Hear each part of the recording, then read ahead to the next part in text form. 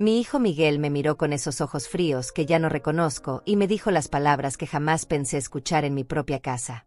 Mañana mi hermosa esposa viene aquí, y ella te odia. Toma tus cosas y ese tu perro Pulguiento y vete al campo con tu hermana por un mes. Lo dijo como si fuera el dueño de todo, como si yo fuera una invitada indeseada en la casa que construí con el sudor de 40 años de trabajo. Como si fuera basura que se puede tirar cuando molesta. Yo solo lo miré en silencio. 72 años cargando este mundo sobre mis hombros y mi propio hijo me habla como si fuera una extraña. Toby, mi perro, estaba echado a mis pies y levantó la cabeza cuando escuchó su nombre. Pulguiento, dijo. Mi Toby, que me acompaña desde hace 8 años, desde que su padre murió y me quedé completamente sola en esta casa que ahora Miguel reclama como suya. No le respondí nada. ¿Qué podía decirle?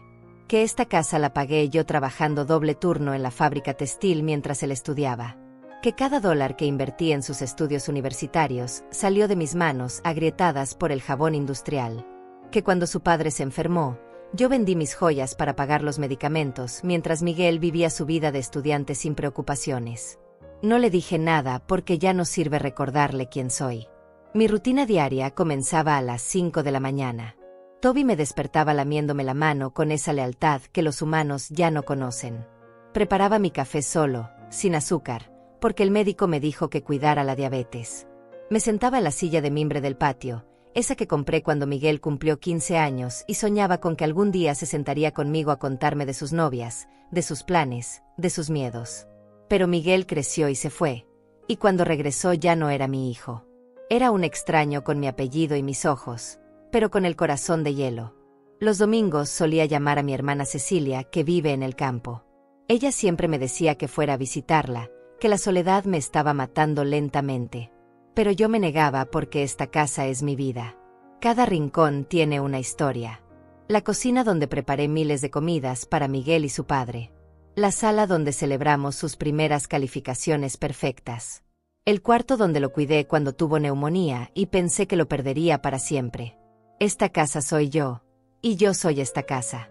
Miguel llegaba de visita una vez al mes, siempre con prisa, siempre revisando su teléfono celular. Nunca se quedaba más de 1 hora. Nunca aceptaba mi comida. Decía que tenía que cuidarse, que su esposa Camila le había puesto una dieta especial. Camila.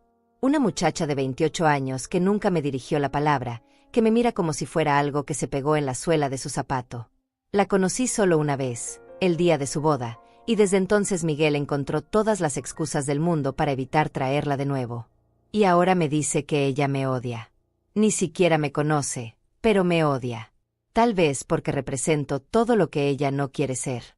Una mujer que luchó, que se sacrificó, que envejeció dando todo por su familia. Ella quiere una vida fácil, sin estorbos del pasado, sin suegras que le recuerden las responsabilidades que vienen con el matrimonio. Quiere a Miguel para ella sola, sin la carga emocional que represento. Esa noche, después de que Miguel se fue sin despedirse, me quedé despierta acariciando la cabeza de Toby. Mi casa estaba en silencio, pero yo podía escuchar todos los recuerdos gritando desde las paredes. El llanto de Miguel cuando era bebé. Las risas cuando aprendió a caminar. Sus primeras palabras. Mamá.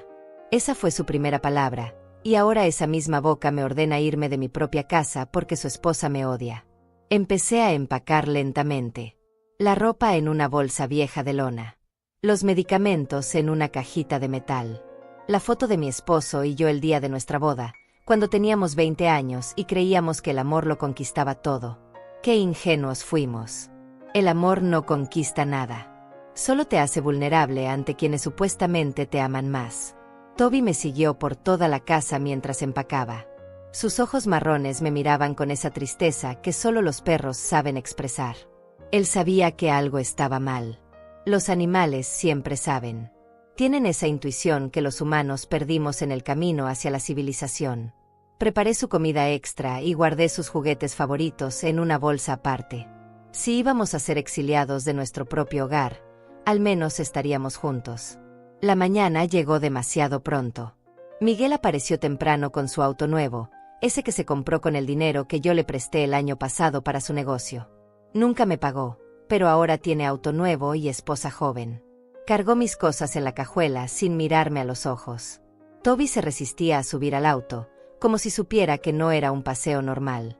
Tuve que cargarlo yo misma, sintiendo cómo temblaba contra mi pecho. Durante el viaje al campo, Miguel no dijo una sola palabra. La radio sonaba bajo, alguna canción romántica que contrastaba cruelmente con el silencio helado entre nosotros. Yo miraba por la ventana y veía pasar mi vida. Los lugares donde había sido feliz se alejaban cada kilómetro. Mi casa, mi barrio, mi mundo. Todo quedaba atrás para que una muchacha que me odia pudiera ser feliz en el hogar que yo construí. Cuando llegamos a casa de mi hermana Cecilia en el campo, Miguel ni siquiera bajó del auto para saludarla. Solo abrió la cajuela, dejó mis cosas en el suelo polvoriento y se fue sin despedirse. Ni un abrazo, ni un beso en la frente como hacía cuando era niño. Nada. Solo el sonido de su auto alejándose por el camino de tierra mientras Toby y yo nos quedamos ahí parados, como refugiados de guerra en nuestra propia familia. Cecilia me abrazó sin hacer preguntas. Ella conocía a Miguel desde que nació, lo había visto crecer, lo había querido como a un hijo propio porque nunca pudo tener hijos. Pero también había visto cómo cambió cuando se casó, cómo se volvió frío y calculador. Me ayudó a cargar mis cosas y preparó café mientras yo me sentaba en su cocina rústica, sintiendo el peso de 45 años de maternidad aplastándome el pecho. Las primeras noches en casa de Cecilia no pude dormir. Cada ruido me despertaba porque no era mi casa, no eran mis sonidos familiares. Toby tampoco dormía bien. Se quedaba despierto junto a la ventana, como esperando que alguien viniera por nosotros. Como esperando que Miguel regresara a disculparse y nos llevara de vuelta a casa. Pero los días pasaban y el teléfono no sonaba. Durante esas largas noches de insomnio, los recuerdos llegaban como oleadas de dolor. Recordaba cuando Miguel tenía 5 años y se enfermó de fiebre alta. Yo no tenía dinero para llevarlo al hospital privado, así que esperé 8 horas en la sala de emergencias del hospital público, cargándolo en mis brazos mientras deliraba. Vendí mi anillo de compromiso para pagar los medicamentos. $200 que necesitaba desesperadamente para que mi hijo viviera. Recordaba las noches que me quedé despierta cosiendo ropa ajena para ganar dinero extra. Mis ojos se cansaban bajo la luz amarilla de la lámpara vieja, pero seguía cosiendo porque Miguel necesitaba uniformes nuevos para la escuela. Los otros niños se burlaban de su ropa remendada, y yo no podía permitir que mi hijo sufriera esa humillación. Trabajé hasta que mis dedos sangraron, literalmente, para que él tuviera lo mejor que yo podía darle. Cuando Miguel cumplió 18 años, quería estudiar ingeniería en la universidad privada más cara de la ciudad. Yo ganaba $300 al mes en la fábrica textil, trabajando de sol a sol. La mensualidad de la universidad costaba $500. Matemáticamente imposible, pero yo encontré la manera. Trabajé turnos dobles, vendí mi televisor, mi radio, mis pocos muebles buenos. Comía una sola vez al día para que él pudiera estudiar sin preocupaciones. Su padre, mi esposo querido, murió cuando Miguel estaba en 3er año de universidad. Un infarto fulminante a los 52 años. Yo me quedé viuda y sola, pero no dejé que Miguel abandonara sus estudios para trabajar y ayudarme. Saqué un préstamo de $2,000 que me tomó 4 años pagar, pero él terminó su carrera. Se graduó con honores y yo estuve ahí en primera fila, llorando de orgullo mientras él recibía su diploma. Después de graduarse, Miguel consiguió un buen trabajo en una empresa constructora. Empezó a ganar más dinero en un mes de lo que yo ganaba en 3. Pero ya no venía a visitarme tan seguido. Estaba ocupado construyendo su nueva vida, su nueva imagen. Se mudó a un apartamento elegante en el centro de la ciudad y solo me llamaba los domingos. Conversaciones de 10 minutos donde me preguntaba cómo estaba, pero nunca escuchaba realmente la respuesta. Conoció a Camila en una fiesta de la empresa. Ella trabajaba como recepcionista y tenía esa belleza fría y artificial que tanto gusta a los hombres exitosos. Piernas largas, cabello rubio oxigenado, uñas perfectas que nunca habían tocado jabón industrial ni habían cosido ropa ajena hasta que los dedos sangraran. Era todo lo contrario a mí, y quizás por eso Miguel se enamoró tan perdidamente de ella. Cuando Miguel me presentó a Camila, yo traté de ser cariñosa. Le preparé mi mejor comida, limpié la casa hasta que brillara, me puse mi vestido menos viejo. Pero ella me miró como si fuera algo desagradable. No tocó mi comida, dijo que estaba a dieta. No se sentó en mis muebles viejos, prefirió quedarse de pie. Cuando le mostré las fotos de Miguel de niño, ella bostezó y revisó su teléfono celular. Esa noche, después de que se fueron, lloré como no había llorado desde el funeral de mi esposo. No era solo tristeza, era humillación. Mi hijo había elegido a una mujer que me despreciaba, y él lo permitía. Peor aún, parecía aprobar esa actitud. Como si mi amor de madre fuera algo vergonzoso que había que ocultar de su nueva vida sofisticada. La boda fue una ceremonia cara y ostentosa. Yo no conocía a nadie de los invitados de ella. Gente con ropa de marca y conversaciones sobre viajes a Europa y autos importados. Yo me senté sola en mi mesa, vestida con un traje que me costó 2 meses de ahorro, sintiéndome como una intrusa en la boda de mi propio hijo. Camila llevaba un vestido que costaba más que mi salario anual, y Miguel la miraba como si fuera una diosa bajada del cielo. Durante el baile, Miguel se acercó a mí por obligación social. Me invitó a bailar una canción, pero fue evidente que lo hacía por quedar bien ante los fotógrafos. Sus movimientos eran rígidos, su sonrisa falsa. Cuando terminó la canción, me dio un beso mecánico en la mejilla y regresó corriendo con su esposa y sus nuevos amigos. Yo me quedé ahí parada en medio de la pista de baile, sintiendo que acababa de bailar con un extraño que casualmente tenía la cara de mi hijo. Después de la boda, las visitas se volvieron aún más esporádicas. Miguel venía solo, siempre con prisa, siempre con excusas. Camila estaba ocupada, Camila tenía dolor de cabeza, Camila no se sentía bien. Yo sabía la verdad. Camila había puesto una condición, ella o yo. Y Miguel había elegido. Sin dudarlo, sin pelear, sin defender a la mujer que había sacrificado su vida entera por él. Aquí en casa de Cecilia, rodeada de estos recuerdos que me asfixian, empiezo a entender algo que debería haber entendido hace años. Mi hijo no es la víctima de una mujer manipuladora. Miguel es exactamente quien quiere ser. Un hombre que puede descartar a su madre como se descarta un periódico viejo cuando ya no sirve. Un hombre que puede mirarme a los ojos y llamar pulguiento al perro que me consuela en mi soledad. Las lágrimas que no derramé frente a la hora bajan por mis mejillas arrugadas mientras acaricio a Toby. Mi hermana Cecilia me observa desde la cocina, pero respeta mi dolor en silencio. Ella también entiende lo que yo estoy empezando a entender. Que el niño que crié con tanto amor ya no existe. En su lugar hay un hombre que me ve como un obstáculo para su felicidad perfecta. Al 5.º día en casa de Cecilia, mi teléfono sonó. Era Miguel. Su voz tenía un tono extraño, más suave de lo normal, como cuando era niño y había hecho algo malo pero quería evitar el castigo. Mamá, dijo, y esa palabra sonó falsa en su boca después de días de silencio. Camila y yo hemos estado pensando, y queremos invitarte a unas vacaciones especiales. Un mes completo en un lugar hermoso, con todo pagado, para que descanses y te diviertas. Unas vacaciones. La palabra me sonó extraña. Yo nunca había tenido vacaciones en mi vida.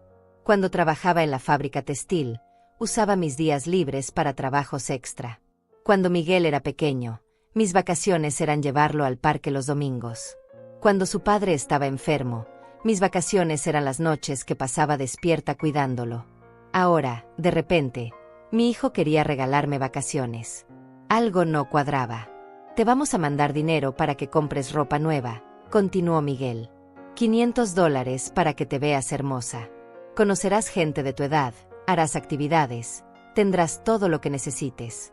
Es nuestro regalo para ti, porque sabemos que te lo mereces. Su voz sonaba ensayada, como si estuviera leyendo un guión escrito por alguien más. Probablemente por Camila. Cecilia estaba sentada frente a mí, escuchando la conversación. Sus ojos me miraban con esa expresión que ponía cuando éramos niñas y alguien nos ofrecía dulces gratis. Desconfianza instintiva.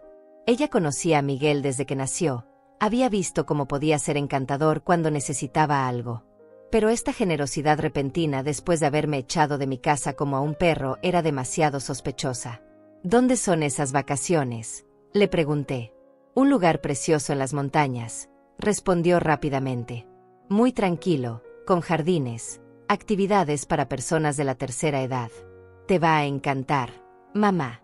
Tendrás tu propia habitación, comida incluida, todo muy cómodo. Solo tienes que decir que sí y nosotros nos encargamos de todo. La palabra nosotros me molestó. Camila y él, tomando decisiones sobre mi vida como si fuera una niña incapaz de cuidar de sí misma.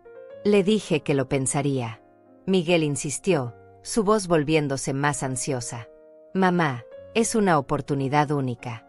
Solo por un mes. Cuando regreses, ya habremos arreglado algunas cosas en la casa para que estés más cómoda.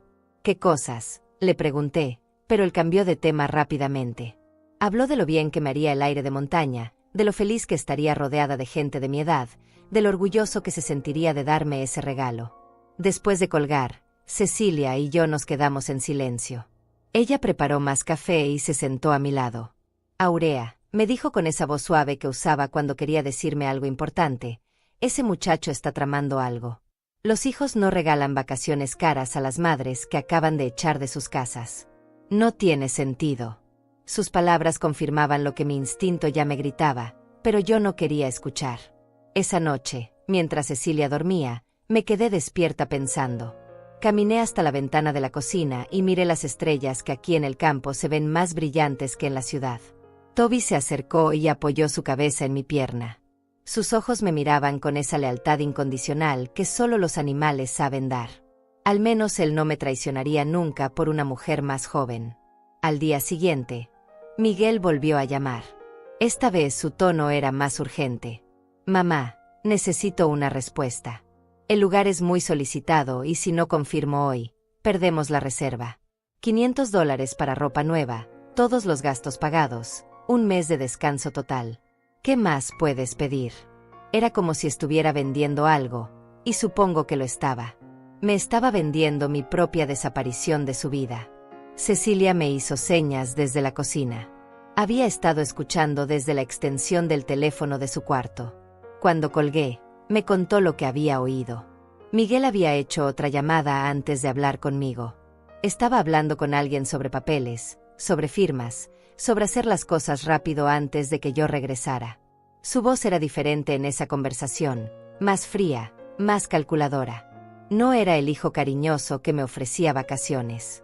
Era un hombre de negocios cerrando un trato. Esa tarde, decidí llamarlo de vuelta. Acepto las vacaciones, le dije. Su alivio fue tan evidente que casi pude sentirlo a través del teléfono. Perfecto, mamá.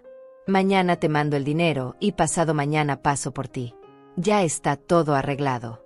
Tendrás el mejor mes de tu vida, ya verás. Colgó rápidamente, como si temiera que yo cambiara de opinión. Cecilia me miró con preocupación. ¿Estás segura de esto?, me preguntó. Yo no estaba segura de nada, pero había algo que necesitaba averiguar. Si Miguel estaba planeando algo, yo quería saberlo. Si había una trampa, yo quería verla venir. A los 72 años, había aprendido que a veces la única manera de descubrir la verdad es caminar directamente hacia el peligro. El dinero llegó al día siguiente, como había prometido. $500 en efectivo, más de lo que yo gastaba en ropa en 2 años. Fui al pueblo con Cecilia a comprar algunas cosas básicas. En la tienda, mientras me probaba un vestido sencillo, escuché a 2 señoras hablando sobre un lugar en las montañas donde llevaban a los ancianos. Un lugar bonito, decían, pero muy difícil salir de ahí una vez que entrabas. Solo rumores, pero los rumores en pueblos pequeños a veces contienen más verdad que los periódicos. Esa noche empaqué mi ropa nueva y mis pocas pertenencias. Toby me observaba desde su cama improvisada, y yo podía jurar que sabía que algo malo estaba por pasar. Los animales tienen esa intuición que los humanos perdemos cuando nos civilizamos demasiado. Preparé una bolsa pequeña con sus cosas también. Si íbamos a enfrentar lo que sea que Miguel tenía planeado, lo haríamos juntos. Miguel llegó puntual, como siempre que tenía algo importante que hacer. Esta vez no vino solo. Traía a un hombre que no conocía, alguien fornido y callado que se quedó esperando en el auto. Me presentó como su socio, pero no dio nombres. Cecilia salió a despedirme y abrazó a Miguel como lo había hecho 1000 veces cuando era niño. Cuida a tu madre, le dijo con esa autoridad de tía que había ganado a través de los años. Él asintió, pero sus ojos evitaban los de ella. Durante el viaje, Miguel estaba extrañamente conversador. Me hablaba de lo bien que me haría el descanso, de lo feliz que estaría Camila cuando supiera que yo estaba cómoda y contenta. Mencionó que mientras yo estuviera fuera, iban a hacer algunas reparaciones en la casa. Cosas necesarias que llevaban tiempo posponiendo. Le pregunté qué tipo de reparaciones, pero sus respuestas eran vagas. Cosas del techo, de la plomería, cosas que tomarían tiempo. El camino a las montañas era largo y serpenteante. Toby se mareó varias veces y tuve que pedirle a Miguel que parara para que el pobre animal pudiera recuperarse.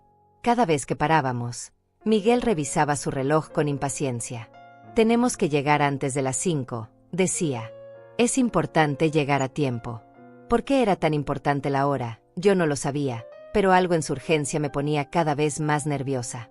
Cuando finalmente llegamos al lugar, entendí por qué Miguel había insistido tanto en que viniera. No era un hotel de vacaciones para ancianos. Era algo mucho más permanente, algo mucho más definitivo. Las puertas altas, las rejas discretas pero sólidas, el personal vestido de blanco que nos recibió con sonrisas profesionales pero frías. Miguel había encontrado la manera perfecta de deshacerse de mí sin ensuciarse las manos. Me había traído a un lugar del cual, según las señoras del pueblo, era muy difícil salir. El lugar se llamaba Residencia Montaña Dorada, y por fuera parecía un hotel de lujo para personas mayores. Jardines bien cuidados, fuentes de agua, senderos pavimentados y bancos de madera barnizada. Pero había algo en el ambiente que me erizaba la piel. Los ancianos que caminaban por los jardines lo hacían lentamente, con miradas vacías, como si hubieran perdido la esperanza de estar en cualquier otro lugar. Sus familias los visitaban los domingos, si acaso, y el resto de la semana era una rutina silenciosa de medicamentos y televisión. Miguel me acompañó hasta la recepción, donde una mujer de mediana edad con sonrisa congelada nos esperaba con papeles preparados. Señora Correa, qué gusto tenerla con nosotros. Su hijo nos ha contado tanto de usted. Tenemos todo listo para su estadía. Solo necesitamos que firme algunos documentos de rutina para la administración. Los papeles estaban escritos en letra pequeña, términos médicos y legales que yo no entendía completamente, pero Miguel me urgía a firmar rápidamente. Son solo formalidades, mamá, me decía mientras señalaba dónde debía poner mi nombre. Procedimientos estándar para todos los huéspedes. Pero cuando intenté leer más detenidamente, él me distrajo hablando de lo hermosa que era mi habitación, de las actividades que podría hacer, de lo bien que me alimentarían. Su mano temblaba ligeramente cuando me entregaba la pluma, y ese temblor me confirmó lo que ya sospechaba. Esto no eran vacaciones. Esto era algo permanente. Mi habitación estaba en el segundo piso, pequeña pero cómoda, con vista a los jardines. Tenía una cama individual, un armario, una mesa pequeña y un baño privado. Parecía una habitación de hotel, excepto por un detalle que me heló la sangre: las ventanas no se abrían completamente. Solo una abertura pequeña en la parte superior, insuficiente para que una persona pudiera salir. Para ventilación, me explicó la recepcionista, por seguridad de nuestros residentes. Miguel me ayudó a desempacar mis pocas pertenencias con una eficiencia que me pareció sospechosa. Conocía exactamente dónde colocar cada cosa, como si hubiera estado en esa habitación antes. Cuando saqué la cama de Toby, él frunció el ceño. Mamá, no estoy seguro de que permitan mascotas aquí. Tendríamos que preguntar a la administración. Pero Toby viene conmigo, le dije firmemente. Fue la única vez durante todo el día que vi un destello de molestia real en sus ojos. La cena era a las 6 en punto en el comedor principal. Miguel se despidió antes de esa hora, alegando que tenía que regresar a la ciudad para el trabajo. Me dio un beso mecánico en la mejilla y me prometió que me llamaría todos los días. Pero había algo definitivo en su despedida, como si supiera que no me vería pronto. Como si este lugar fuera el final de nuestra relación, no un paréntesis temporal en nuestras vidas. En el comedor conocí a otros residentes. Estaba Mariana, una señora de 80 años cuyos hijos la habían internado después de que vendió su casa para pagar las deudas de juego de su nieto. Estaba Joel, un hombre de 75 años que había firmado los papeles creyendo que era un contrato de alquiler temporal, pero después descubrió que había transferido la custodia legal de sus finanzas a sus hijos. Todas historias similares a la mía. Familias que habían encontrado maneras elegantes de deshacerse de sus ancianos inconvenientes. Esa primera noche no pude dormir. Toby tampoco estaba tranquilo. Se quedaba junto a la puerta, olisqueando y gimiendo suavemente. Los sonidos de la residencia eran diferentes a los de mi casa. Pasos de enfermeras en el pasillo, El zumbido constante del aire acondicionado, el llanto ocasional de algún residente que soñaba con su hogar perdido. Todo me recordaba que ya no estaba en mi mundo, sino en un lugar diseñado para contenerme. Al segundo día, intenté llamar a Cecilia desde el teléfono de mi habitación, pero la línea estaba bloqueada para llamadas de larga distancia. En la recepción me dijeron que podía hacer llamadas locales solamente, y que para llamadas fuera de la ciudad necesitaba autorización especial. ¿Qué tipo de hotel requiere autorización para usar el teléfono?, les pregunté, pero la respuesta fue siempre la misma sonrisa profesional y excusas sobre políticas de seguridad. El tercer día, decidí explorar los jardines con Toby. Caminamos hasta el perímetro de la propiedad y descubrí que toda la residencia estaba rodeada por una cerca alta, discretamente oculta detrás de arbustos ornamentales. Las puertas principales tenían guardias de seguridad las 24 horas, supuestamente para proteger a los residentes, pero yo empezaba a entender que también servían para evitar que alguien se fuera sin autorización. No era una prisión, pero tampoco era libertad. Durante las actividades grupales, escuché más historias que confirmaban mis sospechas. Residentes que habían llegado por periodos cortos y llevaban meses sin poder salir. Familias que habían usado la firma de documentos médicos para obtener poder legal sobre las propiedades de sus padres. Hijos que visitaban una vez al mes con sonrisas falsas y promesas de que pronto podrían regresar a casa, promesas que nunca se cumplían. Miguel me llamó al cuarto día, tal como había prometido. Su voz sonaba alegre y relajada. ¿Cómo están las vacaciones, mamá? ¿Te está gustando el lugar? ¿Están cuidándote bien? Le dije que estaba bien, pero que extrañaba mi casa y quería saber cuándo podría regresar. Las reparaciones están tomando más tiempo de lo esperado, respondió vagamente. Pero no te preocupes, estás en el mejor lugar posible. Cuando colgué, sus palabras resonaron en mi cabeza. El mejor lugar posible. No para mí, sino para él. Esa noche, mientras cenaba con los otros residentes, Mariana me contó algo que me helió la sangre. Había escuchado a las enfermeras hablando sobre nuevos ingresos permanentes. Personas cuyos familiares habían firmado contratos de cuidado a largo plazo sin consultar con los ancianos. Contratos que incluían la transferencia de propiedades como pago por los servicios de la residencia. Familias que habían encontrado la manera legal de quedarse con las casas de sus padres mientras los mantenían seguros y cómodos en instituciones como esta. Al quinto día, intenté salir de la residencia para caminar por el pueblo cercano.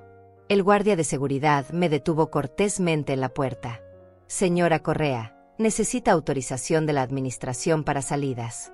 Son las reglas para todos los residentes. Cuando fui a la oficina administrativa, me dijeron que necesitaban el permiso por escrito de mi familiar responsable.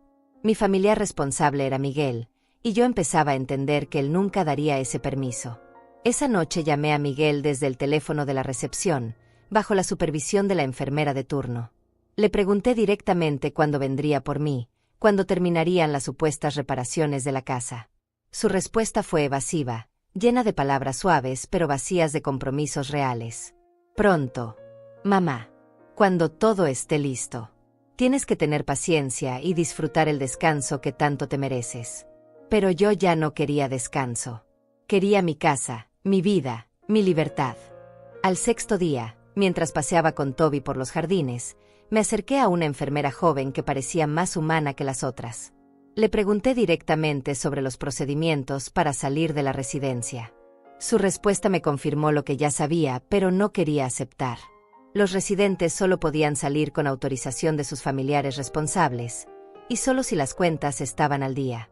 Las cuentas que costaban $3,000 al mes, pagadas con las propiedades que los familiares habían transferido legalmente como garantía. Esa noche, acostada en mi cama estrecha mientras Toby dormía a mis pies, entendí finalmente lo que Miguel había hecho. No me había regalado vacaciones. Me había vendido. Mi casa, mi libertad, mi dignidad. Todo a cambio de deshacerse de la madre inconveniente que avergonzaba a su esposa joven. Había usado mi amor de madre, mi confianza ciega en él, para convencerme de firmar mi propia condena. Y lo más doloroso de todo era que lo había hecho con tanta facilidad, como si yo fuera un problema menor que resolver en su vida perfecta. Los papeles que había firmado tan confiadamente el primer día no eran formularios de hotel. Eran documentos legales que transferían la custodia médica y financiera de mi persona a Miguel, y que autorizaban el uso de mi propiedad como garantía de pago por cuidados a largo plazo. En términos simples, Miguel había vendido mi casa para pagar mi prisión dorada, y yo había firmado mi conformidad sin siquiera leer la letra pequeña.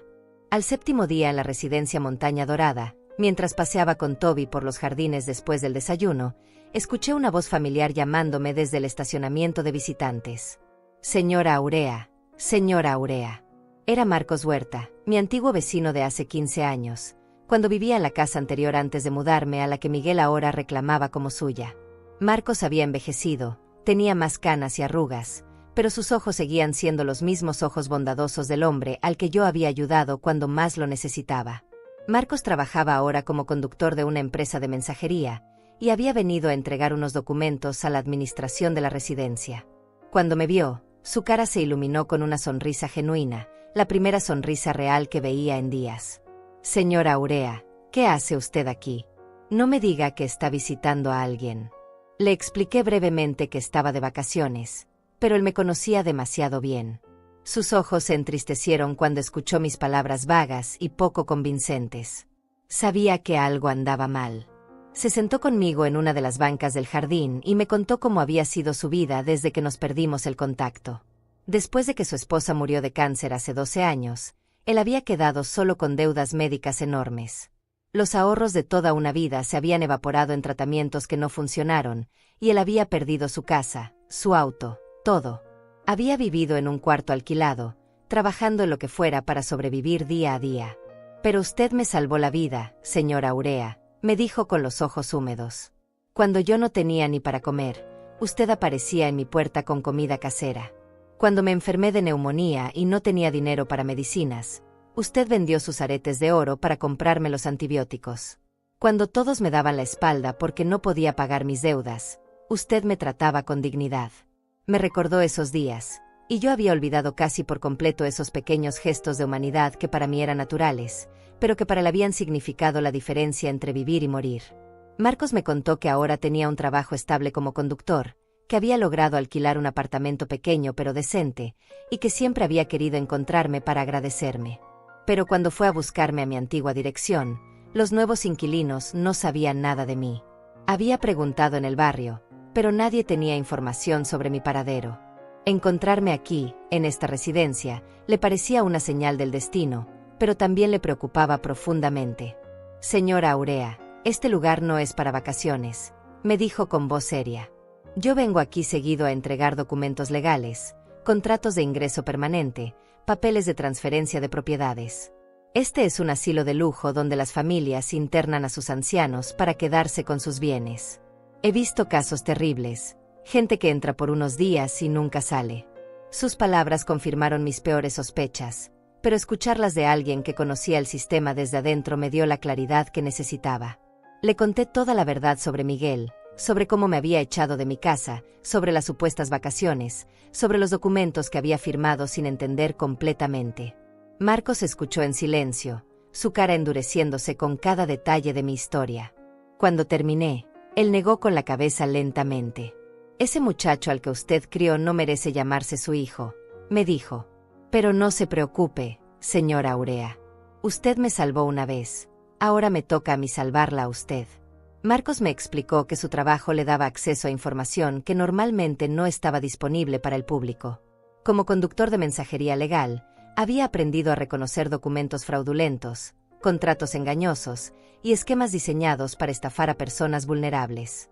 Me prometió que investigaría los papeles que Miguel había hecho firmar, que averiguaría exactamente qué había sucedido con mi casa y que buscaría manera de ayudarme a salir de esta situación. Al día siguiente, Marcos regresó con noticias que me partieron el corazón, pero también encendieron una llama de rabia en mi pecho que no había sentido en años. Había investigado los documentos relacionados con mi caso, y la verdad era peor de lo que había imaginado. Miguel había puesto mi casa en venta el mismo día que me dejó en la residencia. El anuncio ya estaba publicado en Internet por $450,000, una suma que representaba el trabajo de toda mi vida. Pero eso no era todo. Marcos había conseguido copias de los contratos que yo había firmado, y me mostró lo que realmente había aceptado sin saberlo.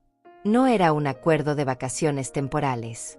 Era un contrato de cuidado permanente que le daba a Miguel poder legal completo sobre mis finanzas, mi propiedad y hasta mis decisiones médicas.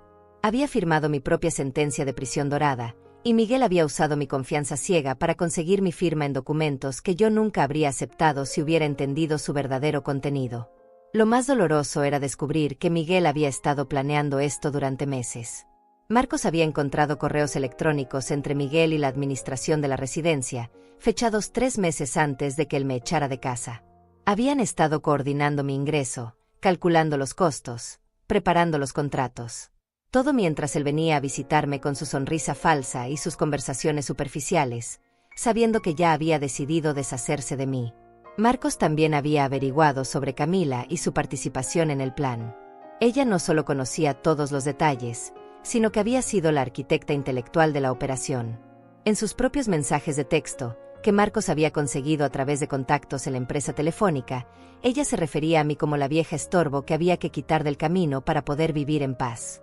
Había calculado exactamente cuánto dinero ganarían vendiendo mi casa, y ya tenían planes para usar ese dinero en un viaje a Europa y mejoras a su apartamento. Pero Marcos tenía más información que cambiaría todo. Había descubierto que los contratos que yo firmé tenían irregularidades legales importantes. Miguel había falsificado mi firma en varios documentos adicionales, había mentido sobre mi estado mental en los reportes médicos, y había sobornado a un doctor para que certificara que yo tenía demencia incipiente y necesitaba cuidado institucional permanente. Todo estaba documentado en correos electrónicos que él pensaba que nadie más vería jamás. Señora Aurea, me dijo Marcos mientras me mostraba las copias de todos esos documentos, usted no solo tiene derecho a recuperar su libertad y su casa, también tiene derecho a ver a su hijo en la cárcel por fraude, falsificación de documentos y abuso de adulto mayor. Pero tenemos que actuar rápido, antes de que logren vender la propiedad y transferir el dinero a cuentas donde sea más difícil recuperarlo. Marcos había traído también el teléfono celular de su trabajo, y me permitió llamar a un abogado especializado en casos de abuso de ancianos. El abogado, después de escuchar mi historia y revisar los documentos que Marcos había conseguido, me confirmó que tenía un caso sólido no solo para anular todos los contratos, sino también para procesar penalmente a Miguel y Camila por conspiración, fraude y una docena de otros delitos. Pero necesitaba que yo actuara como protagonista de mi propia defensa, no como víctima pasiva. Esa noche, por primera vez desde que llegué a la residencia, dormí profundamente. Toby también parecía más tranquilo, como si sintiera que algo había cambiado en el ambiente. Ya no era una anciana confundida que había sido engañada por su propio hijo. Era una mujer de 72 años que había trabajado toda su vida, que había sacrificado todo por su familia, y que no iba a permitir que la trataran como basura desechable. Miguel había cometido un error fatal, había subestimado a la mujer que lo había criado. Al día siguiente, Marcos regresó con más noticias. Había hablado con varios otros familiares de residentes en situaciones similares, y había descubierto que la residencia Montaña Dorada estaba bajo investigación por parte de las autoridades estatales. Varios ancianos habían denunciado irregularidades, y había una investigación en curso sobre prácticas fraudulentas en la institución. Mi caso podía ser la evidencia adicional que las autoridades necesitaban para cerrar el lugar y procesar a los responsables. Pero lo más importante era que Marcos había conseguido la ayuda de una trabajadora social especializada en derechos de adultos mayores, y entre los dos habían preparado un plan para sacarme legalmente de la residencia y recuperar mi propiedad. No iba a ser fácil, y tomaría tiempo, pero por primera vez en días tenía esperanza real. No solo iba a salir de esta prisión dorada. Iba a hacer que Miguel y Camila pagaran por cada mentira, cada documento falsificado, cada momento de humillación que me habían hecho sufrir. Con la ayuda de Marcos y la trabajadora social, Ivana Palma, comencé a organizar mi contraataque con la paciencia y meticulosidad que había aprendido en 40 años de trabajo en la fábrica textil. Cada pieza tenía que estar en su lugar, cada documento verificado, cada paso calculado con precisión. Miguel había usado mi amor de madre contra mí, pero ahora yo usaría su propia arrogancia y codicia contra él. Ivana me explicó que tenía varias opciones legales, pero que la más efectiva sería demostrar que los contratos habían sido firmados bajo engaño y coerción. Los correos electrónicos que Marcos había conseguido eran evidencia perfecta de que Miguel había mentido sobre la naturaleza de mi estadía en la residencia. Pero necesitaba más pruebas, testimonios adicionales, y sobre todo, necesitaba documentar cada irregularidad que hubiera en mi expediente médico y legal. Durante los siguientes días, Mientras aparentaba ser la anciana resignada que todos esperaban ver, trabajé sistemáticamente para reunir evidencia.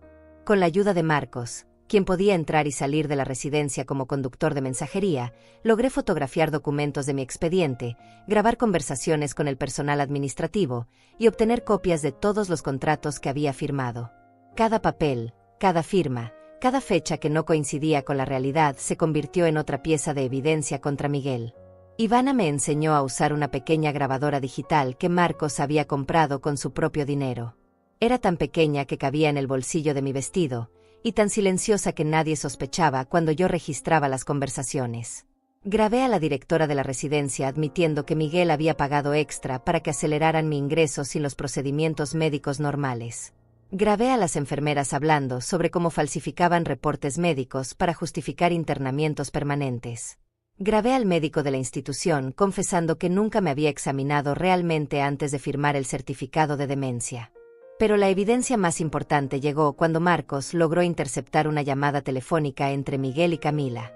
Trabajando en el edificio de oficinas donde Miguel tenía su empresa, Marcos pudo acceder al sistema telefónico y grabar una conversación completa entre los dos conspiradores.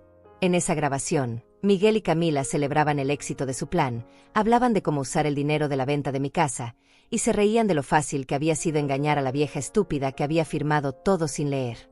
Escuchar esa grabación fue como recibir una puñalada en el corazón, pero también fue liberador. Ya no tenía que preguntarme si había malinterpretado las intenciones de Miguel, si había sido demasiado suspicaz, si realmente me amaba pero había tomado decisiones equivocadas. La verdad estaba ahí, en su propia voz, riéndose de mi dolor con la mujer que había elegido por encima de la madre que lo había criado. Esa grabación se convirtió en el combustible que alimentó mi determinación de llevarlo hasta las últimas consecuencias. Ivana me ayudó a contactar con un abogado penalista especializado en casos de fraude y abuso de adultos mayores. Leandro Guevara era un hombre de 50 años que había dedicado su carrera a defender los derechos de personas como yo. Cuando le presenté toda la evidencia que habíamos reunido, sus ojos se iluminaron con la emoción de un cazador que acababa de encontrar la presa perfecta. Este es el caso más sólido de abuso de adulto mayor que he visto en 10 años, me dijo. Su hijo no solo va a devolver todo lo que robó, sino que va a pasar varios años en prisión. Pero Leandro me advirtió que el proceso legal sería largo y doloroso. Miguel contrataría abogados caros, intentaría desacreditar mi testimonio alegando demencia o manipulación por parte de terceros, y usaría todos los recursos a su disposición para evitar las consecuencias. También me dijo que debía prepararme emocionalmente para el hecho de que mi hijo lucharía contra mí en los tribunales con la misma crueldad que había mostrado al planear mi encierro. Ya no habría pretensiones de amor filial. Sería una guerra abierta entre nosotros. Mientras preparábamos la demanda, también trabajamos en asegurar mi libertad inmediata de la residencia. Ivana había contactado a las autoridades estatales que investigaban las prácticas fraudulentas del lugar, y mi caso se había convertido en parte de una investigación más amplia. Con las grabaciones y documentos que habíamos reunido, las autoridades tenían evidencia suficiente para ordenar mi liberación inmediata y anular todos los contratos que había firmado bajo engaño. Durante este tiempo, Miguel me llamaba regularmente, manteniendo la farsa de ser el hijo preocupado. Sus llamadas se habían vuelto más frecuentes y ansiosas, especialmente después de que algunos compradores potenciales comenzaran a hacer preguntas sobre la legalidad de la venta de mi casa. Yo respondía a sus llamadas con la misma voz cansada y resignada de siempre, dándole información falsa sobre mi estado de ánimo y mis actividades. Él creía que tenía todo bajo control, que su madre estaba seguramente guardada donde no podía causarle problemas. El día que decidí ejecutar mi plan, llamé a Miguel desde el teléfono de la residencia. Le dije que me sentía muy enferma, que necesitaba verlo urgentemente, que tenía cosas importantes que decirle antes de que fuera demasiado tarde. Mi voz sonaba débil y quebrada, exactamente como le esperaba escuchar de una anciana derrotada y enferma. Prometió venir al día siguiente, y yo pude escuchar el alivio en su voz. Probablemente pensaba que finalmente me había rendido completamente, que iba a pedirle perdón por ser una carga en su vida perfecta. Esa noche, Marcos trajo todas las copias de documentos que necesitaríamos para el proceso legal, organizadas en carpetas perfectamente etiquetadas. También trajo una maleta pequeña con mi ropa y las pocas pertenencias que quería conservar. Ivana había coordinado con las autoridades para que estuvieran presentes cuando Miguel llegara, no para arrestarlo inmediatamente, sino para presenciar oficialmente la anulación de los contratos y mi liberación de la residencia.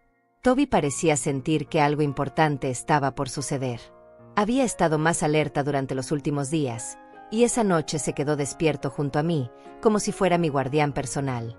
Acaricié su cabeza gris y le prometí que pronto estaríamos de vuelta en casa, en nuestra casa real, no en la prisión dorada que Miguel había elegido para mí. Mi perro había sido más leal en una semana que mi hijo en años. La mañana llegó clara y fría. Me levanté temprano, me bañé con cuidado, y me puse mi mejor vestido, el que había comprado con el dinero que Miguel me había dado para ropa nueva.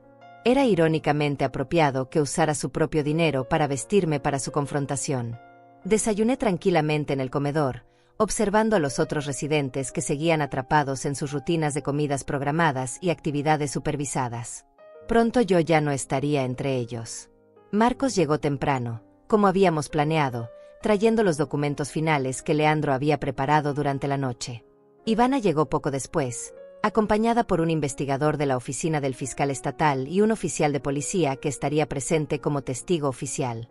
Todos se posicionaron discretamente en la sala de visitas, esperando la llegada de Miguel.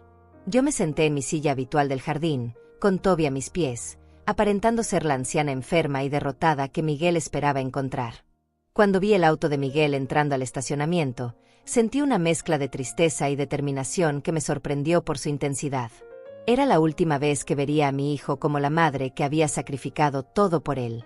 Después de hoy, él sería simplemente el hombre que había intentado robar mi vida y mi dignidad. Pero también era el momento en que recuperaría mi poder, mi voz, y mi derecho a vivir mis últimos años con la dignidad que me había ganado a través de décadas de trabajo y sacrificio. Miguel caminó hacia mí con esa sonrisa falsa que había perfeccionado durante meses de engaño. Llevaba flores baratas, probablemente compradas en una gasolinera, y su expresión era la de alguien que viene a visitar a un pariente enfermo por obligación social. No tenía idea de que estaba caminando directamente hacia la trampa que yo había preparado con la misma meticulosidad que él había usado para planear mi encierro. «Hola mamá», me dijo con voz suave y condescendiente. «¿Cómo te sientes? Traje flores para animarte». Se sentó en la banca junto a mí, y por un momento vi al niño que había sido, al hijo que había amado incondicionalmente. Pero ese niño había muerto hace tiempo, reemplazado por el hombre frío y calculador que ahora fingía preocupación mientras esperaba que yo muriera convenientemente en esta institución que él había elegido como mi tumba. «Me siento muy débil, Miguel», le dije con voz temblorosa mientras aceptaba las flores baratas que había comprado. «He estado pensando mucho en todo lo que ha pasado, en cómo llegué aquí, en las decisiones que tomé. Quería verte una vez más para agradecerte por cuidar de mí, por encontrar este lugar tan hermoso donde puedo pasar mis últimos días en paz». Sus ojos se iluminaron con alivio y satisfacción. Finalmente, pensaba él, su madre había aceptado su destino y estaba agradecida por la solución elegante que él había encontrado para deshacerse de ella. Miguel se relajó visiblemente, su postura se volvió más cómoda, y comenzó a hablarme con esa condescendencia paternalista que había desarrollado en los últimos meses. «Es lo mejor para ti, mamá. Este lugar tiene todo lo que necesitas, gente capacitada para cuidarte, actividades para mantenerte entretenida. Camila y yo podemos vivir tranquilos, sabiendo que estás bien atendida». Mencionó a Camila como si ella fuera una santa que se preocupaba por mi bienestar, cuando yo sabía por las grabaciones que ella había sido quien planificó cada detalle de mi encierro. «Sí, hijo, tienes razón», continué con mi actuación. «Pero hay algo que me preocupa, algo sobre los papeles que firmé cuando llegué. No entendí muy bien algunos términos, y me gustaría que me los explicaras otra vez». Sus ojos mostraron un destello de nerviosismo, pero rápidamente lo disimuló. «Eran solo formalidades, mamá. Papeles del seguro médico, autorizaciones para que el personal pueda cuidarte adecuadamente. Nada importante de lo que tengas que preocuparte». Cada palabra que salía de su boca era una mentira más que se sumaría a la lista de evidencias en su contra.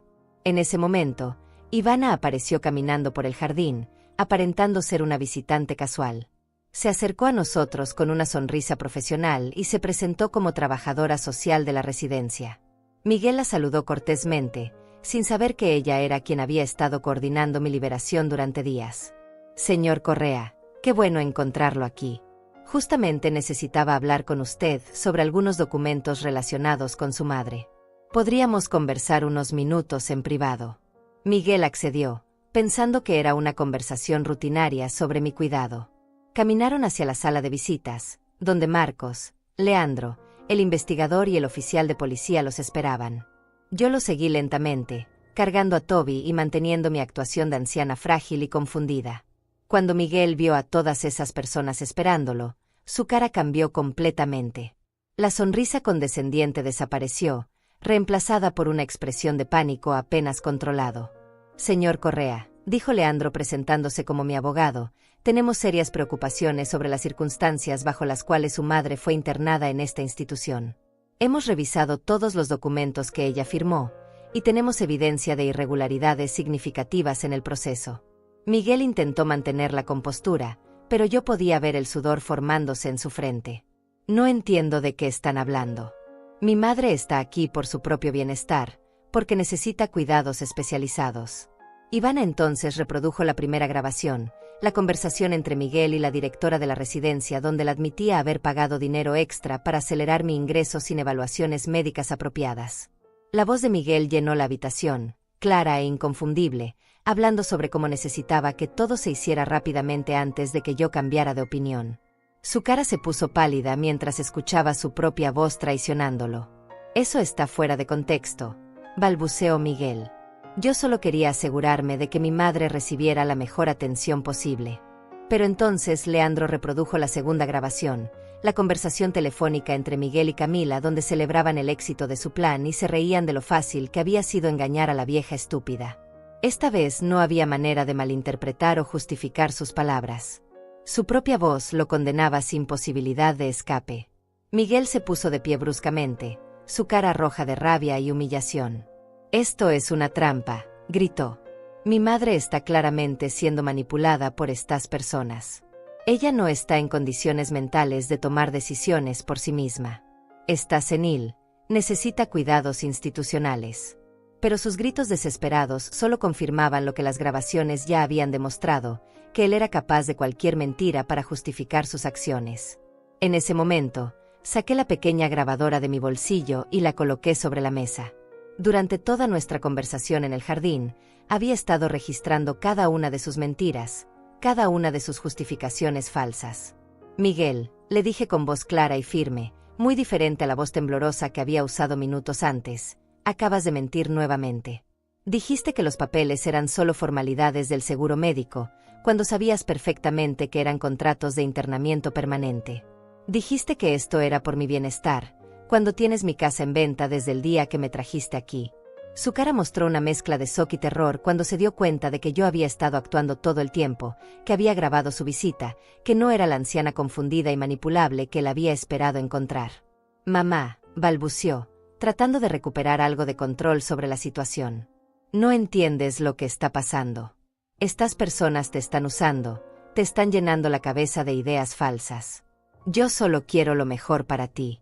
Leandro entonces le mostró las copias de todos los documentos fraudulentos que había firmado en mi nombre, los reportes médicos falsos que había comprado, los correos electrónicos donde coordinaba mi internamiento con meses de anticipación. «Señor Correa, esto va mucho más allá de una disputa familiar. Estamos hablando de fraude, falsificación de documentos, abuso de adulto mayor y conspiración. Su madre tiene derecho a procesar penalmente por todos estos delitos». Miguel intentó una estrategia diferente. Se arrodilló frente a mí, tomó mis manos, y con lágrimas fabricadas en los ojos me suplicó perdón. «Mamá, lo siento mucho. Cometí errores, pero lo hice porque te amo, porque quería protegerte. Podemos arreglar esto, podemos resolver todo en familia sin involucrar a los tribunales.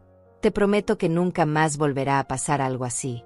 Pero sus lágrimas falsas no me conmovieron. Había aprendido a reconocer la diferencia entre el arrepentimiento real y la manipulación desesperada. «Miguel», le respondí con la voz serena de una mujer que había recuperado su poder, «tuviste 45 años para amarme y protegerme. Elegiste venderme en lugar de defenderme. Elegiste reírte de mí con tu esposa en lugar de respetarme.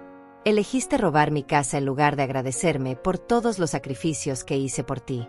Ahora tienes que enfrentar las consecuencias de esas decisiones. Ya no eres mi hijo. Eres simplemente el hombre que intentó destruir mi vida». El investigador del fiscal entonces le notificó oficialmente que estaba bajo investigación por múltiples delitos relacionados con abuso de adulto mayor y fraude. Le informaron que tenía derecho a conseguir un abogado, que cualquier cosa que dijera podía ser usada en su contra, y que debía presentarse en la oficina del fiscal dentro de 48 horas. Miguel escuchó todo esto con una expresión de incredulidad total, como si no pudiera creer que las consecuencias de sus acciones finalmente lo habían alcanzado. Cuando intentó llamar a Camila desde su teléfono celular, Leandro le informó que ella también estaba siendo notificada simultáneamente en su lugar de trabajo. Un segundo equipo de investigadores estaba en ese momento presentándole los mismos cargos y la misma evidencia.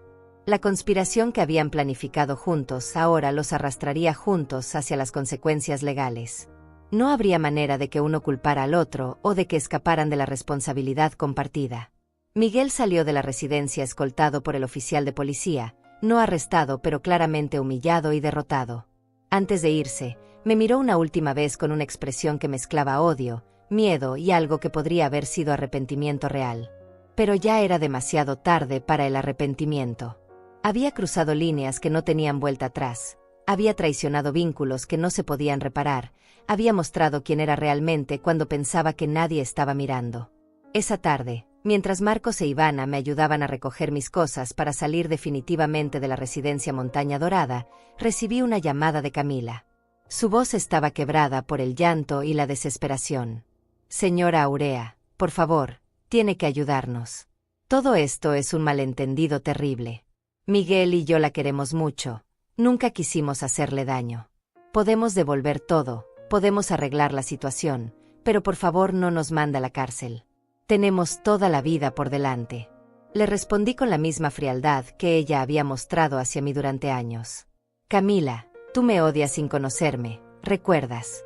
Esas fueron las palabras exactas que Miguel me dijo. Me odiabas tanto que convenció a mi propio hijo de deshacerse de mí como si fuera basura. Ahora que necesitas mi compasión, descubres que también yo puedo odiar. La diferencia es que mi odio está justificado por tus acciones, mientras que el tuyo era solo crueldad gratuita hacia una anciana que nunca te hizo daño. Las siguientes semanas fueron como ver caer fichas de dominó una tras otra. Miguel y Camila habían construido su plan perfecto sobre cimientos de mentiras y documentos falsificados, pero cuando esos cimientos se desmoronaron, todo su mundo se vino abajo con una velocidad que hasta a mí me sorprendió. Leandro había presentado la demanda penal con toda la evidencia que habíamos reunido, y las autoridades actuaron con una eficiencia que reflejaba lo sólido de nuestro caso. La primera consecuencia llegó cuando el banco congeló inmediatamente la venta de mi casa. Los compradores potenciales, al enterarse de que la propiedad estaba bajo investigación por fraude, cancelaron sus ofertas y exigieron la devolución de los depósitos que habían entregado.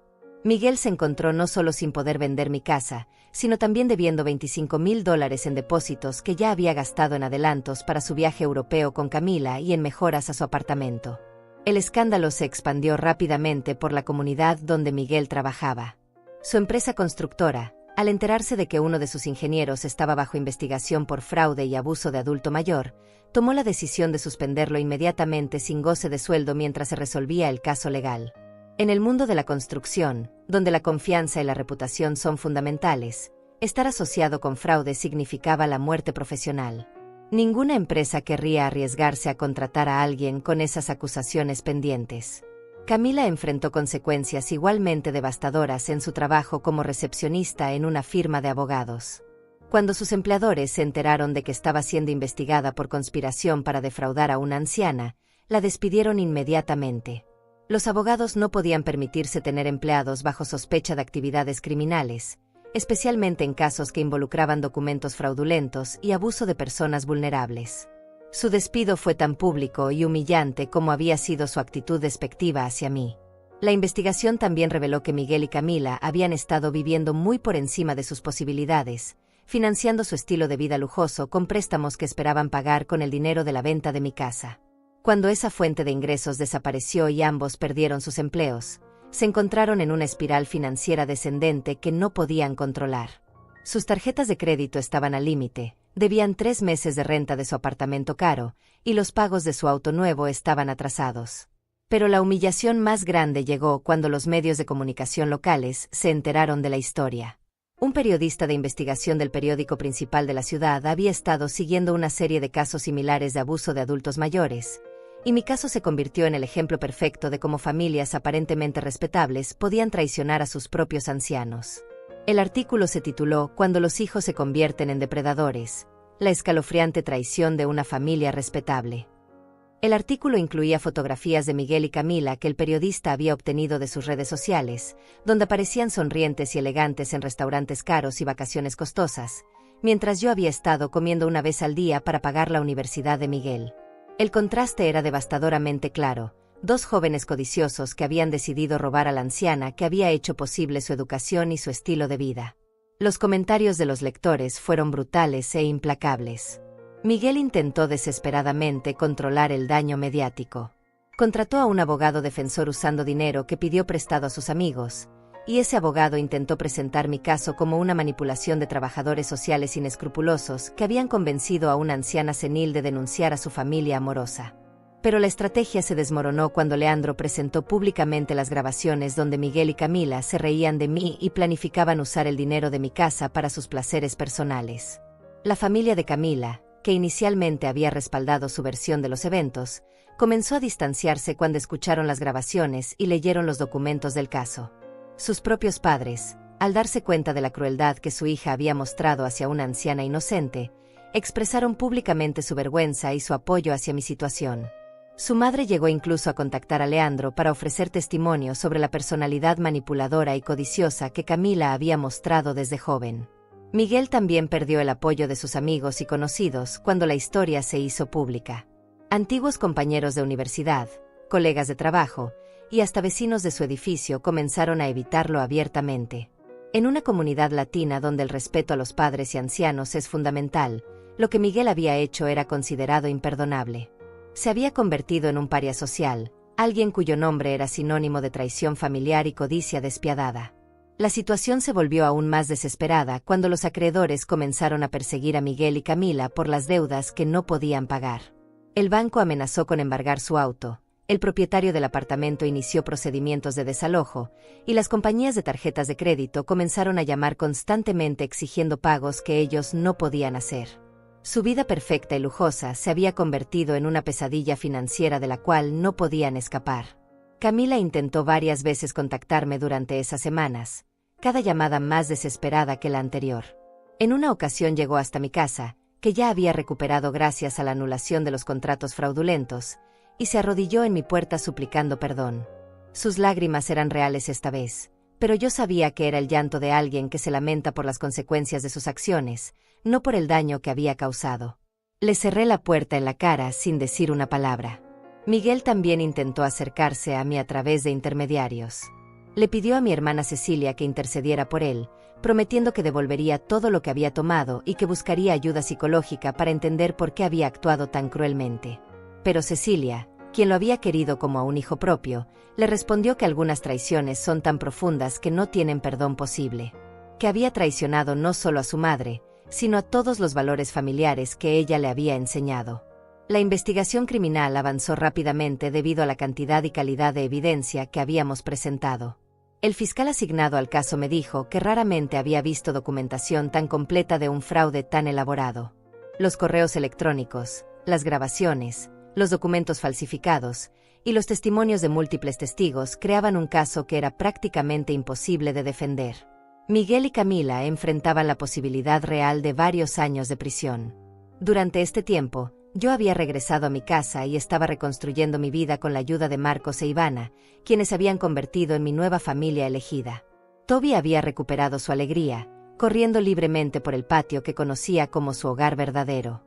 Yo había cambiado todas las cerraduras, había instalado un sistema de seguridad y había hecho modificaciones legales para asegurarme de que nunca más nadie pudiera usar mi confianza contra mí de esa manera. El juicio penal estaba programado para comenzar en 2 meses. Pero Leandro me había advertido que Miguel y Camila probablemente intentarían negociar un acuerdo antes de llegar a ese punto. Enfrentar un juicio público donde toda su crueldad y codicia sería expuesta ante un jurado era algo que sus abogados querían evitar a toda costa. Pero yo había decidido que no habría acuerdos fáciles. Quería que enfrentaran todas las consecuencias de sus decisiones, tal como yo había tenido que enfrentar las consecuencias de confiar en ellos. La última vez que supe de Miguel fue a través de Leandro, quien me informó que había sido hospitalizado por un ataque de ansiedad severa. La presión de la investigación criminal, la pérdida de su trabajo, las deudas acumuladas y el rechazo social habían quebrado su salud mental. Pero incluso recibiendo esa noticia, no sentí compasión por él. Recordé todas las noches que yo había pasado despierta preocupándome por su futuro, trabajando turnos dobles para pagar su educación, sacrificando mi propia salud para asegurar la suya. Él había tenido 45 años de mi amor incondicional, y había elegido responder con traición calculada. Camila, según me informaron, había intentado huir a otro estado para escapar de la vergüenza y las consecuencias legales, pero había sido detenida en el aeropuerto cuando intentaba abordar un vuelo con documentos falsificados. Ese intento de fuga solo agregó más cargos criminales a su caso y demostró una vez más su naturaleza mentirosa y manipuladora. No había aprendido nada de las consecuencias de sus acciones anteriores, y seguía creyendo que podía escapar de la justicia a través de más mentiras y engaños. La rueda de la justicia giraba lentamente pero con determinación implacable, y Miguel y Camila estaban descubriendo que las acciones tienen consecuencias, especialmente cuando esas acciones involucran traicionar a las personas más vulnerables de la sociedad. Habían subestimado gravemente a la anciana que habían tratado de descartar como basura, y ahora estaban pagando el precio de esa arrogancia con la destrucción completa de las vidas que habían construido sobre la base de mi sufrimiento. 6 meses después del día que Miguel me echó de mi propia casa, estoy sentada en mi jardín renovado, tomando café matutino mientras Toby persigue mariposas entre las flores nuevas que planté la semana pasada. El sol de la mañana calienta mi rostro y por primera vez en años me siento completamente en paz. No es la paz de la resignación o el cansancio, sino la paz profunda de una mujer que recuperó su dignidad y su poder después de haber tocado fondo. El juicio terminó hace 3 semanas. Miguel fue sentenciado a 4 años de prisión por fraude, falsificación de documentos y abuso de adulto mayor. Camila recibió 3 años por conspiración y complicidad en todos los delitos. Ambos también deben pagarme una compensación de $200,000 por daños emocionales y financieros, dinero que probablemente nunca veré porque han perdido todo lo que tenían. Pero nunca se trató del dinero. Se trató de la justicia, de demostrar que los ancianos no somos basura desechable que las familias pueden tirar cuando les conviene. Durante el juicio, Miguel intentó una última manipulación. Se puso de pie ante el juez y pidió hablar directamente conmigo. Con lágrimas que esta vez parecían genuinas, me pidió perdón y me dijo que había entendido la magnitud de lo que había hecho, que había perdido a la única persona que lo había amado incondicionalmente, y que pasaría el resto de su vida lamentando haber elegido el dinero y la comodidad por encima del amor de su madre. Pero yo lo miré en silencio, sin una lágrima, sin una palabra de perdón. Algunas heridas son demasiado profundas para sanar, y algunas traiciones demasiado crueles para perdonar. Camila, por su parte, mantuvo su actitud desafiante hasta el final. Durante su testimonio intentó culpar a Miguel por todo, alegando que ella había sido manipulada y obligada a participar en el plan. Pero las grabaciones donde se reía de mí y planificaba gastar mi dinero en lujos personales destruyeron cualquier intento de presentarse como víctima. El juez fue particularmente duro con ella, comentando que había mostrado una crueldad especialmente despiadada hacia una anciana que nunca le había hecho daño. Después del juicio, varios medios de comunicación quisieron entrevistarme. Mi historia se había convertido en un símbolo de resistencia para adultos mayores en toda la región. Decidí hablar públicamente, no por fama o reconocimiento, sino porque quería que otros ancianos supieran que no tienen que aceptar el abuso de sus familias en silencio. Que tienen derechos, que tienen valor, y que nunca es demasiado tarde para defenderse de quienes los traicionan. Marcos se ha convertido en mucho más que un amigo. Es la familia que elegí después de que mi familia biológica me traicionara. Viene a visitarme 3 veces por semana, me ayuda con las compras pesadas, y hemos desarrollado una rutina de caminar juntos por las tardes mientras Toby explora el parque cercano. Él entiende el valor de la lealtad porque también fue traicionado por personas en las que confiaba. Juntos hemos construido una amistad basada en respeto mutuo y gratitud genuina. Ivana también se ha mantenido cerca. Su trabajo como defensora de derechos de adultos mayores la ha convertido en una especie de hija adoptiva. Me visita los domingos y siempre trae flores frescas del mercado. Hemos trabajado juntas en la creación de un programa educativo para enseñar a otros ancianos cómo reconocer las señales de abuso familiar y cómo protegerse legalmente. Mi experiencia se ha convertido en una herramienta para ayudar a otros que enfrentan situaciones similares. He usado parte del dinero que recuperé de la anulación de los contratos fraudulentos para hacer mejoras a mi casa. Instalé una cerca nueva, pinté todas las habitaciones con colores alegres, y convertí el cuarto que había sido de Miguel en un pequeño estudio donde escribo mis memorias. Cada habitación ha sido purificada de los recuerdos dolorosos y llenada con nueva vida. Esta casa vuelve a ser un hogar, no un museo de traiciones pasadas. Mi salud ha mejorado notablemente desde que salí de la residencia. El estrés de vivir en esa prisión dorada había afectado mi presión arterial y mi digestión, pero ahora que estoy de vuelta en mi ambiente natural, mi cuerpo ha recuperado su equilibrio. Cocino mis propias comidas, cuido mi pequeño jardín de vegetales, y mantengo una rutina de ejercicios ligeros que me hace sentir más fuerte y vital de lo que me había sentido en años. Toby también ha florecido desde nuestro regreso. Ha recuperado el peso que había perdido durante el estrés de nuestro exilio, y su pelaje brilla nuevamente con salud. Por las mañanas me despierta con la misma lealtad de siempre, pero ahora sus ojos no muestran la ansiedad que tenían en la residencia. Él sabe que estamos en casa para quedarnos, que nadie volverá a separarnos de nuestro lugar en el mundo. He establecido nuevas amistades en el barrio, mujeres de mi edad que han pasado por sus propias luchas con familias ingratas o hijos que las han decepcionado. Nos reunimos los miércoles para tomar café y compartir nuestras experiencias. No somos un grupo de víctimas lamentándose, sino un círculo de guerreras que han luchado por sus derechos y han salido victoriosas. Cada una tiene su historia de resistencia y recuperación. Legalmente, he tomado precauciones para asegurarme de que nunca más pueda ser vulnerable a este tipo de abuso. He creado un testamento blindado, he establecido un poder legal durable con 3 personas de confianza que deben estar de acuerdo unánimemente antes de tomar cualquier decisión sobre mi bienestar, y he registrado todos mis bienes de manera que requieren múltiples firmas para cualquier transacción.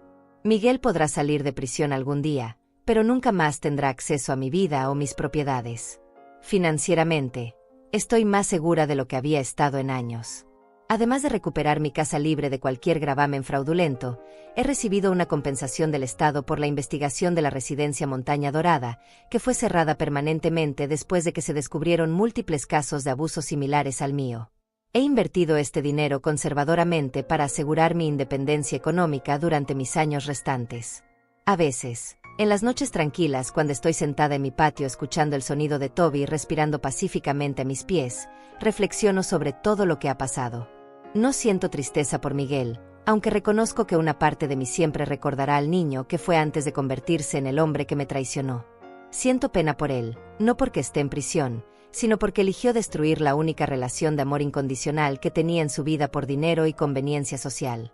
He aprendido que el perdón no es algo que se le debe a quienes nos lastiman, sino algo que hacemos por nosotros mismos cuando estamos listos. Puede que algún día perdone a Miguel, no por él, sino por mi propia paz interior. Pero ese día no es hoy, y puede que nunca llegue. Y está bien así.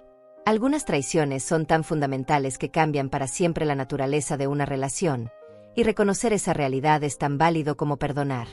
Lo que más me enorgullece es que no permití que su traición me convirtiera en una víctima permanente. Podría haber aceptado mi destino en esa residencia, podría haber muerto allí sintiendo lástima de mí misma y lamentando la crueldad de mi hijo. En lugar de eso, elegí luchar. Elegí defender mi dignidad, reclamar mi poder, y demostrar que una mujer de 72 años puede ser tan feroz como cualquier guerrera cuando alguien intenta robar su vida. Mi historia se ha convertido en inspiración para otras mujeres de mi edad que enfrentan situaciones similares.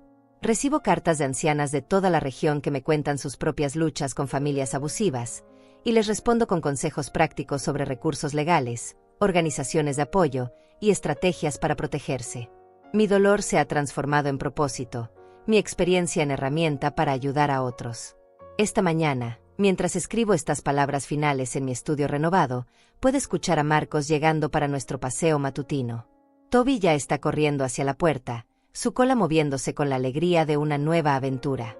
En una hora, Ivana llegará con los documentos para el nuevo programa educativo que estamos desarrollando.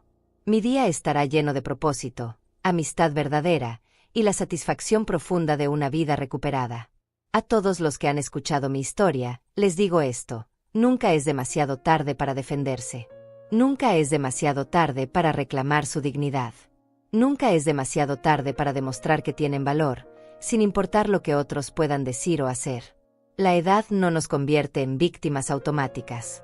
La familia biológica no tiene derecho automático a nuestro respeto si no se lo ha ganado con amor genuino y acciones consistentes. Si mi historia les ha conmovido, si han visto algo de ustedes mismos en mi experiencia, los invito a que compartan este relato con otros que puedan necesitar escucharlo. Dejen sus comentarios, díganme cómo mi historia los ha afectado, compartan sus propias experiencias de resistencia y recuperación. Juntos podemos crear una comunidad de apoyo para aquellos que enfrentan la traición de quienes se supone que los aman. Porque al final del día, la familia verdadera no está determinada por la sangre, sino por el amor, el respeto y la lealtad que se demuestran a través de acciones consistentes. Marcos, Ivana y hasta mi querido Toby han demostrado ser más familia para mí que el hijo que crié con tanto sacrificio. Y en esa familia elegida, he encontrado la paz y la felicidad que pensé que había perdido para siempre.